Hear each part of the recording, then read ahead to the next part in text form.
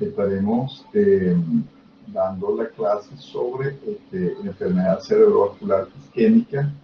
Soy el doctor Aníbal Rocheta, internista generalista, y estaré con ustedes durante unos minutos. Definiendo un accidente cerebrovascular, ocurre cuando el suministro de sangre a una parte del cerebro se interrumpe repentinamente, o cuando un vaso sanguíneo en el cerebro se rompe, derramando sangre en los espacios que rodean a las células cerebrales. Nosotros vamos a hablar de la enfermedad o accidente cerebrovascular isquémico.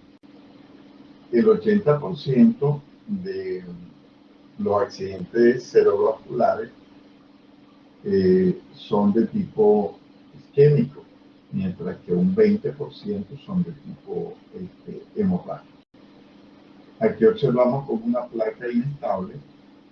Estas placas tienen tendencia a romperse, formar un cuadro de tipo obstructivo, y de esta manera producir una obstrucción al flujo sanguíneo. Por otro lado, también puede producirse que un coágulo de sangre bloquea el flujo sanguíneo. De esta manera, pues, se produce una enfermedad cerebrovascular isquémica.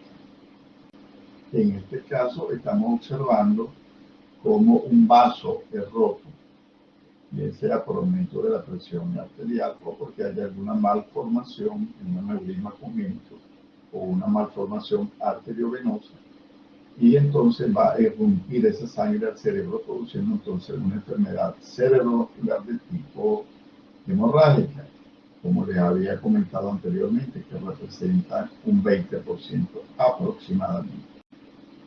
Observamos acá dos tomografías, la A y la B, donde observamos una lesión oscura en el borde parietotemporal derecho de la tomografía A. Esto nos representa que hay un infarto isquémico allí. Y en la B vemos que hay una diferencia, lo que se llama, hay una perfusión de lujo allí, donde se está reorganizando el infarto isquémico. Esto es una tomografía, para que la recuerden, siempre se va a ver oscura, más que el tejido cerebral. Eso es de tipo isquémico. Acá tenemos dos tomografías, la del lado izquierdo es similar a la que le presenté anteriormente. Ven una lesión hiperdensa, ¿verdad?, con respecto al tejido cerebral, que es una enfermedad cerebrovascular isquémica. Mientras que en la de la derecha observan ustedes que hay un contenido más bien de color al calcio, muy blanco. Eso es por el contenido de sangre que hay allí. Esto es una enfermedad cerebrovascular de tipo hemorrágica, y están observando también que está pasando de un ventrículo al otro. O sea, hay lo que se llama una irrupción ventricular contralateral. En cuanto a la epidemiología, en Estados Unidos 5 millones de muertes anuales son causados por enfermedad cerebrovascular. Es la segunda causa de muerte en el mundo, y más de 15 millones de enfermedad cerebrovascular o stroke se producen cada año. Más de 50 millones de accidentes cerebrovasculares isquémicos transitorios, lo que se denomina TIA, sobreviven. Es importante conocer los procesos fisiopatológicos que suceden a nivel del tejido cerebral.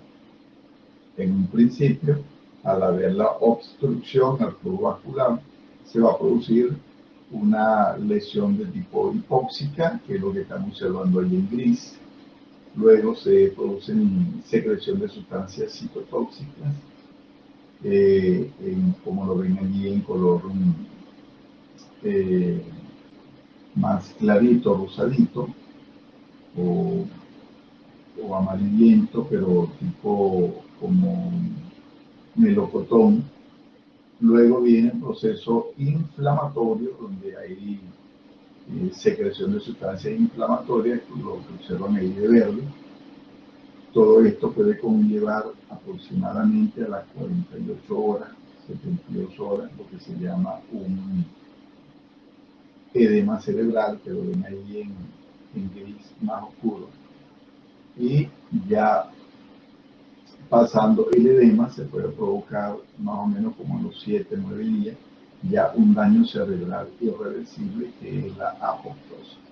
Hay que liberación de una serie de sustancias neurohormonales y proinflamatorias e inflamatorias que van a conducir a todas estas alteraciones, pasando de una lesión isquémica a una penumbra isquémica y a una lesión de muerte o zona de muerte. Son los tres tipos de zonas que vamos a observar ahí: zona isquémica, una penumbra isquémica y una lesión ya de necrosis o muerte cerebral, de tejido cerebral.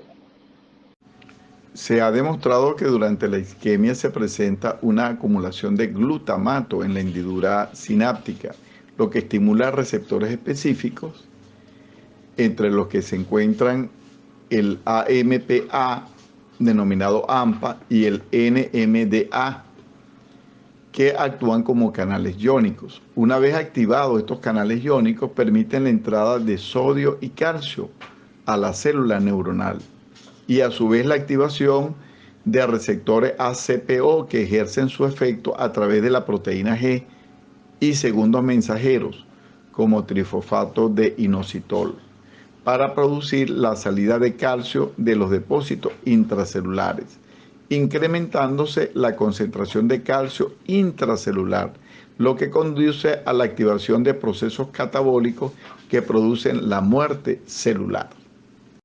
Existen una serie de factores de riesgo como la hipertensión arterial, la diabetes mellitus, la dislipidemia, arritmias cardíacas como la fibrilación auricular, el tabaquismo, alcohol, anticonceptivos orales, drogas ilícitas como la cocaína, marihuana, el crack, y un cuadro que se denomina arteriopatía dominante autosómica cerebral. Todos estos son factores de riesgo para la producción de enfermedad cerebrovascular.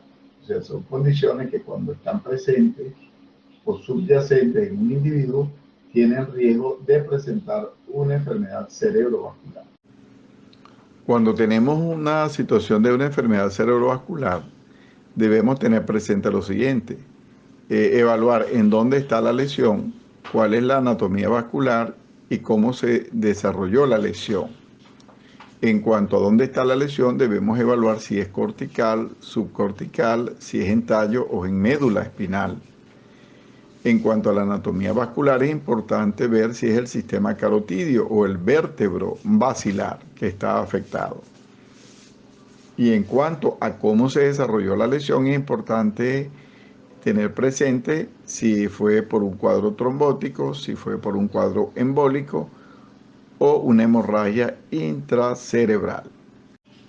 Aquí tenemos el famoso polígono de Willis, que está conformado por el sistema vértebro-basilar y el sistema carotidio, que van a conformar entonces el famoso polígono de Willis. Recuerden ustedes que por las vertebrales ascienden los vasos arteriales vertebrales y se unen y forman la arteria basilar. Y esta arteria basilar va a formar parte del circuito posterior del polígono de Willis. Por otro lado, tenemos que la carótida, cuando entra, se divide en carótida externa y ahí la carótida principal, carótida externa y carótida interna, y la carótida interna va a dar la cerebral media, y esta cerebral media es la que va a dar la cerebral anterior, lo que ustedes denominan ahí como ACA, arteria cerebral anterior, de un lado y de otro, y se unen por una sola arteria, que es la que se llama oceanastomosa, que es la arteria comunicante anterior. O sea que hay una sola comunicante anterior y hay dos arterias cerebral anteriores. Esta cerebral media da la arteria posteriormente, la arteria cerebral posterior. y la vertebral entonces va a dar las comunicantes posteriores. Entonces sí se va a conformar el famoso polígono de Willis. Es importante diferenciar dos cuadros clínicos bien interesantes, como es cuando hay una lesión del sistema carotidio o del sistema vertebrovasilar. Si usted ve un paciente que tiene una afección del sistema carotidio, va a encontrar un paciente que tiene un déficit motor. Eso es muy evidente. Hay un síndrome de neurona motora superior. Cuando usted ve un paciente que la afección es del sistema vertebrovasilar, ese paciente no va a tener déficit motor. ¿Okay? Entonces esa es la gran diferencia. Pero sí va a tener una inestabilidad para el equilibrio y va a aumentar la base de sustentación, va a caminar con los pies muy abiertos y no se va a poder coordinar porque tiene afectada afección del sistema cerebral y cerebeloso, y por lo tanto va a tener incoordinación motora. Entonces es muy fácil distinguir. Llega un paciente arrastrando el pie y un brazo, eso es una afección del sistema carotidio, ¿ok? Y lo más probable es que sea de circuito anterior. Mientras que cuando es por inestabilidad para la marcha, en el sentido que tiene que aumentar la base de sustentación, no se puede mantener el equilibrio y cuando está sentado tampoco se puede sostener, eso es una afección del sistema vertebrovasilar o del circuito posterior. Entonces ahí tienen las características en cada uno. En el carotidio va a haber amaurosis fugaz, afasia, paresia motora o parálisis motora y trastornos para la expresión de la palabra. En cuanto al vertebrovasilar, va a haber trastornos más que todo, como ya les dije, desde el punto de vista de la inestabilidad para mantenerse de pie y sentado también. Va a haber ataxia, mareo, diplopía y trastorno sensitivo o déficit sensitivo. Si es motor, es muy leve. Cuando el vaso afectado es la arteria cerebral media, se llama síndrome de arteria cerebral media. ¿Qué vamos a encontrar allí? Hay una afasia. Si está en el área, si es un paciente derecho, va a tener afasia si está afectado el lado izquierdo o área no dominante. Si es una hemiparesia, va a haber una hemiparesia que es contralateral a la lesión y es mayor a nivel de la cara y el brazo. Si hay pérdida de sensibilidad cortical, hay una hemianopsia homónima y hay una desviación de la mirada conjugada ipsolateral. En caso de que sea la cerebral anterior, se llama síndrome de arteria cerebral anterior. Aquí hay una parálisis de las extremidades inferiores y hay pérdida de la sensibilidad cortical solamente en las piernas, puede haber continencia y se pierden los reflejos de balbuceo, de chupeteo, se llaman fenómenos de liberación y no hay hemianopsia o afasia, no va a haber eso. En caso de que sea la arteria cerebral posterior, va a haber una hemianopsia homónima más comúnmente y si hay parálisis es pequeña o puede que no haya parálisis, no haya afasia y hay una pérdida de la sensibilidad, trastornos sensitivos que son predominantes y hay pérdida de la memoria reciente por lesión a nivel del hipocampo. Aquí tenemos nuevamente el polígono de Willis. Habíamos dicho que lo conformaba la arteria cerebral media que viene de las carótidas y la arteria basilar que viene de las vertebrales. Si nos remontamos a la cerebral media, fíjense que sale la amarillita esta que están ahí, que son las cerebrales anteriores y se unen ambas por la comunicante anterior. Y de la misma cerebral media va a salir la comunicante posterior. Mientras que de la arteria basilar, que viene de las vertebrales, va a darnos es la cerebral posterior. Ese es el famoso polígono de Willis. Allí podemos encontrar también sobre él, por enfermedad arteriosclerótica, dilataciones aneurismáticas. ¿Okay? Cuando la lesión es del circuito posterior, van a haber una serie de síndromes que tienen más que todo, son síndromes clínicos. Por ejemplo, cuando ahí tienen en ese cuadro, ven la localización, el nombre que se les ha dado, si la lesión es del mismo lado, ipsolateral, o si es contralateral. Por ejemplo, lo que se llama la lesión o el síndrome de Antons o Antons, se produce en el cerebro y hay una pérdida bilateral de la visión con una ceguera, somnolencia y confusión. Cuando es en el cerebro medio, se produce el síndrome de Weber, hay una parálisis del tercer par ipsolateral, mientras que del otro lado, contralateral, hay una hemiplegia. Cuando la lesión es a nivel de puente, se produce el síndrome de Miller-Gubler. Hay una parálisis facial ipsolateral con una hemiparesia contralateral.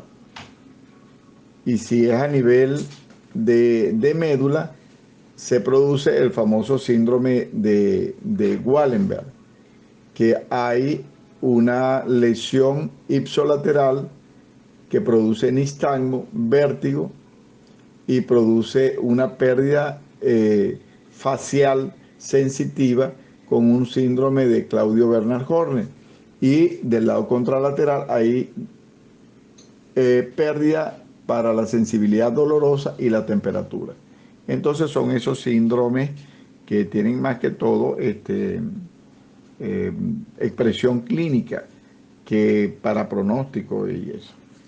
El abordaje de un paciente con enfermedad cerebrovascular debe hacerse de una forma temprana, precoz e inmediata para evitar 5 minutos. Se dice que después de 5 minutos la lesión es irreversible. Entonces debe haber una detección, un reconocimiento temprano.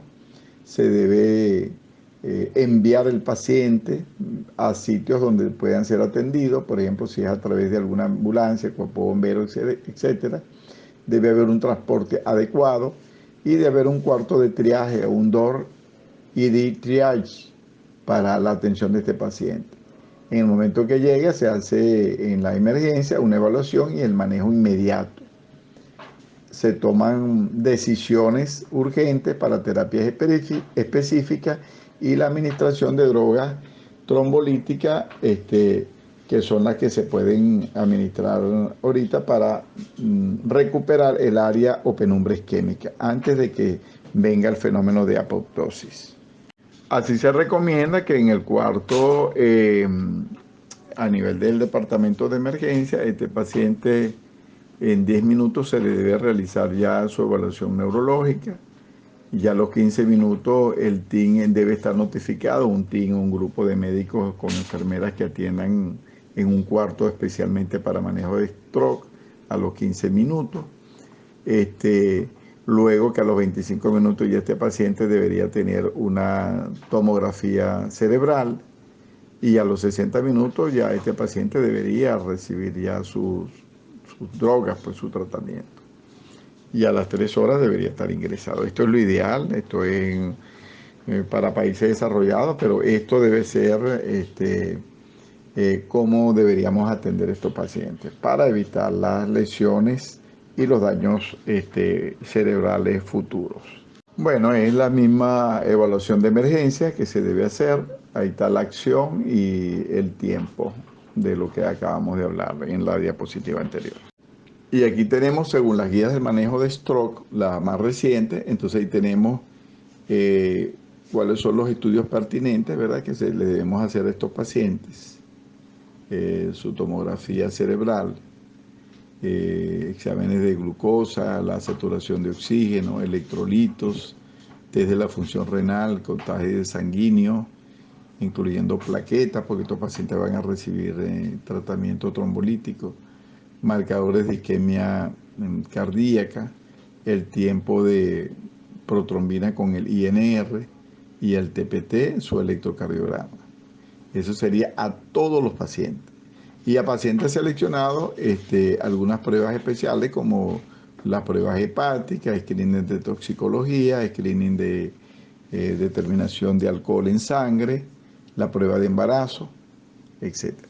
Estas son las recomendaciones de la guía: la llegada del paciente, la clasificación por el médico, ¿verdad? O el team que está allí manejando, la identificación del ictus, se hace un box de exploración inmediata, participa tanto enfermería, que en 15 minutos debe ayudar a todas estas cosas, la camilla 45 grados, monitor de frecuencia cardíaca, tensión arterial, temperatura, saturación de oxígeno, la glicemia capilar, el acceso venoso, la muestra de sangre para hemograma, bioquímica, coagulación, mantener un suero salíneo, solución 0,9, examen de orina para abuso de drogas, en caso de que se piense en eso, como ya dijimos anteriormente, un electrocardiograma y la radiografía de tórax portátil. Por parte del médico, esto lo debe hacer en 15 minutos el personal de enfermería, en 30 minutos el personal médico. Debe haber una anamnesis, hora de inicio, evolución, síntomas, episodios previos, factores de riesgo y la valoración de la escala de ranking. Debe hacerse una exploración para ver cómo está la vía aérea y las condiciones generales neurológicas, evaluar entonces la escala de Glasgow y la evaluación de ranking. Si es un paciente menor de 86 años y el ranking es menos de 3, inicio en menos de 3 horas. Hacer el TAC craneal antes de 30 minutos y avisar al neurólogo. Y la prescripción del tratamiento, entonces oxigenar al paciente, mejorar la temperatura, ver si la glicemia es mayor de 140, ver si hay una hipoglicemia, signos de edema cerebral, le damos manitol, si hay hipoglicemia se le da dextrosa al 50%, si la glicemia está mayor de 140, insulina, por supuesto rápida, ultra rápida. Si tiene temperatura mayor a 37,5, dar paracetamol. Si la saturación es menos de 92, entonces dar máscara de oxígeno para que mejore. La solución a utilizar es la suerosalina 500 cc cada 6 horas, todo dependiendo si el paciente no tiene sobrecarga de líquido o no.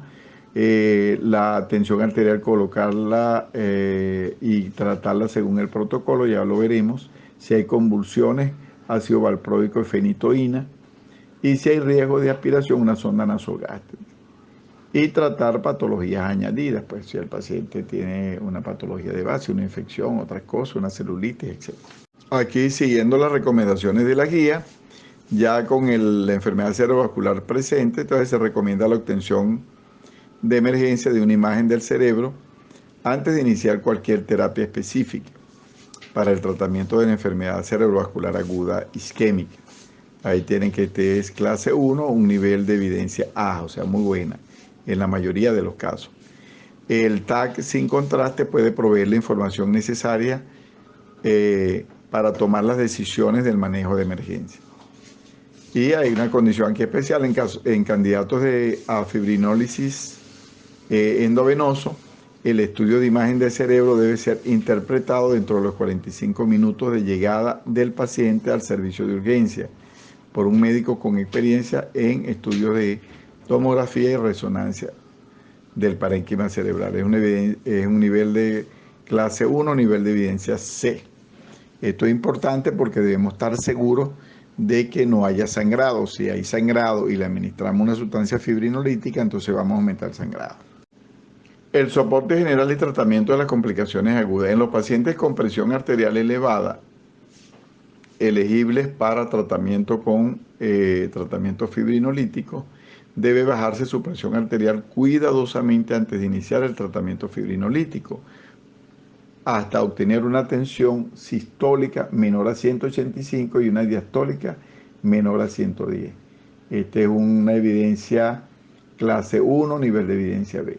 Si se administran medicamentos para bajar la presión arterial, el clínico debe estar seguro de que la presión se estabilice en el nivel inferior antes de tratar con el fibrinolítico y que se mantenga por debajo de 180-105 milímetros de mercurio, al menos las primeras 24 horas después de la administración del tratamiento fibrinolítico. En pacientes con presión arterial elevada que no reciban fibrinólisis, un objetivo razonable es bajar la tensión arterial en un 15%. durante las primeras 24 horas tras el inicio de la enfermedad cerebrovascular. El nivel de tensión arterial óptimo no se conoce, pero existe el consenso de evitar medicamentos antihipertensivos a menos que la presión arterial sistólica sea mayor a 220 o la diastólica mayor a 120. Clase 1, nivel de evidencia C. Aquí ustedes tienen algunas recomendaciones con algunos medicamentos. Por ejemplo, en pacientes cuya presión está por encima de 185-110, ahí están las recomendaciones del labetalol 10 a 20 miligramos endovenoso durante 1 o 2 minutos y se puede repetir una vez más, o nicardipina 5 miligramos por hora endovenoso. Titularlo hasta 2,5 miligramos cada 5 a 15 minutos y un máximo de 15 miligramos por hora. Cuando la presión arterial deseada se haya alcanzado, entonces ajustar para mantener el límite de la presión arterial. Otros agentes recomendados, la hidralacina, el enalaprilat, que lo tienen ellos en Estados Unidos, nosotros no. Y puede ser considerado cuando esté apropiado. Si la presión no se mantiene por debajo de 185-110, no se debe administrar, ya lo saben, el fibrinolítico o el RTPA. ¿Ok? El manejo de la presión durante y después de la fibrinolisis u otro terapia de reperfusión aguda para mantener la presión arterial por debajo de 180-105. Entonces se debe monitorear la presión cada 15 minutos por 2 horas una vez que se comienza la terapia fibrinolítica o el activador tisular de plasminógeno, que es el RTPA. Luego cada 30 minutos por 6 horas y luego cada hora hasta llegar a 16 horas. Entonces ahí tienen las recomendaciones para que sigamos lo que nos dicen las guías del manejo de la enfermedad cerebrovascular isquémico según la American Heart Association y la Sociedad de Neurocardiología. Se recomienda el apoyo a las vías respiratorias, a la asistencia ventilatoria para el tratamiento de pacientes con enfermedad cerebrovascular aguda y disminución de la conciencia o que tengan difusión vulvar, causando compromiso de la vía aérea. Entonces, en estos pacientes hay que darle el apoyo a las vías aéreas. Es clase 1, nivel de evidencia C. Se debe proporcionar oxígeno suplementario para mantener saturación mayor a 94%. Clase 1, nivel de evidencia C. Y el suplemento de oxígeno no se recomienda en pacientes no hipóxicos con enfermedad cerebrovascular isquémica aguda. Clase 3, nivel de evidencia B. Las fuentes de hipertermia, si hay una temperatura mayor a 38 grados centígrados, deben ser identificadas y tratadas, administrando antipiréticos para bajar la temperatura en pacientes hipertérmicos con accidente cerebrovascular, clase 1, nivel de evidencia C. La hipovolemia debe ser corregida con salino normal endovenoso o solución 0,9 y las arritmias cardíacas que podrían reducir el gasto cardíaco deben corregirse. Clase 1, nivel de evidencia C. La hipoglicemia, glicemia menor a 60 miligramos de decilitro, debe ser tratada en pacientes con accidente cerebrovascular isquémico agudo, clase 1, nivel de evidencia C. El objetivo es lograr normoglicemia. Los estudios indican que la hiperglicemia persistente en hospitalizados durante las primeras 24 horas después del accidente cerebrovascular se asocia con peores resultados que con la normoglicemia y por lo tanto es razonable tratar la hiperglicemia para conseguir niveles de glucosa en un rango de 140 a 180 miligramos de decilitro, vigilando estrechamente para prevenir hipoglicemia en pacientes con enfermedad cerebrovascular isquémica aguda. Clase 2A, nivel de evidencia C. Las pautas para la administración del RTPA o el fibrinolítico o el activador tisular del plasminógeno. Se administra 0,9 miligramos por kilo, siendo la dosis máxima 90 miligramos. 10% de la dosis total se administra en bolo durante 1 minuto. El resto de la dosis se administra en infusión continua durante 1 hora. Clase 1, nivel de evidencia A. En pacientes elegibles para RTPA endovenoso, el beneficio de la terapia es tiempo dependiente y se debe iniciar el tratamiento tan pronto como sea posible. El tiempo puerta a aguja, tiempo de administración del bolo, debe estar dentro de los 60 minutos de llegada al hospital.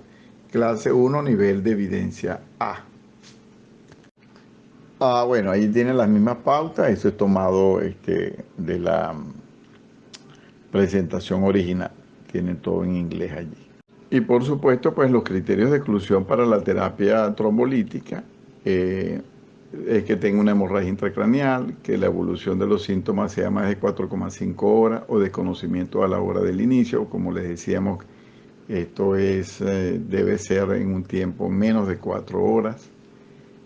Que hayan síntomas menores o en mejoría franca antes del inicio de la infusión, que el ictus graves, según los criterios clínicos del NIS, sea mayor a 25 o de una neuroimagen, que haya mucho deterioro, no vale la pena administrar el tratamiento, que hayan síntomas subjetivos de hemorragia subaracnoidea, aunque la tomografía sea normal, pero que hayan otros síntomas, por ejemplo, rigidez de nuca, el signo de Kernicke-Brusicki, tratamiento con heparina las 48 horas previas y tiempo parcial de tromboplastina elevada, o que haya recibido heparina de bajo peso molecular 12 horas previas.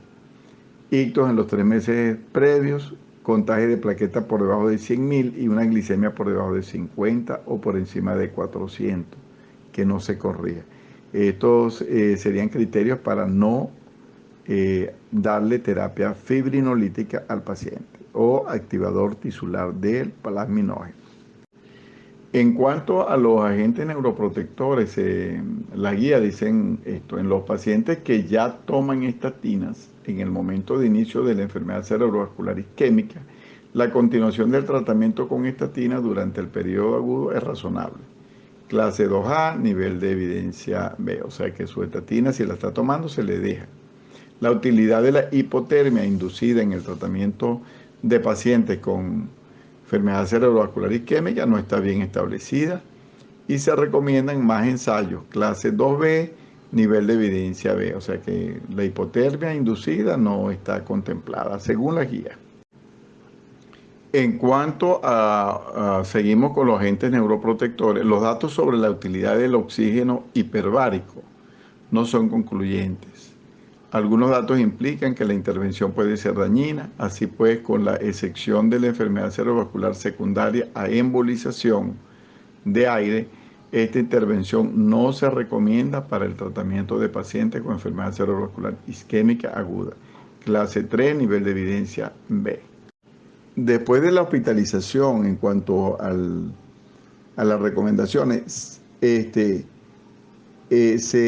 recomienda la movilización temprana de los pacientes menos severamente afectados, así como medidas para prevenir las complicaciones subagudas del ictus. Clase 1, nivel de evidencia C. En la elección entre sonda nasogástrica y tubo de gastrostomía percutáneo endoscópico en pacientes que no pueden tomar alimentos sólidos o líquidos por vía oral, es razonable preferir la alimentación por sonda nasogástrica hasta las 2 a 3 semanas tras el inicio del ictus. Clase 2A, nivel de evidencia B.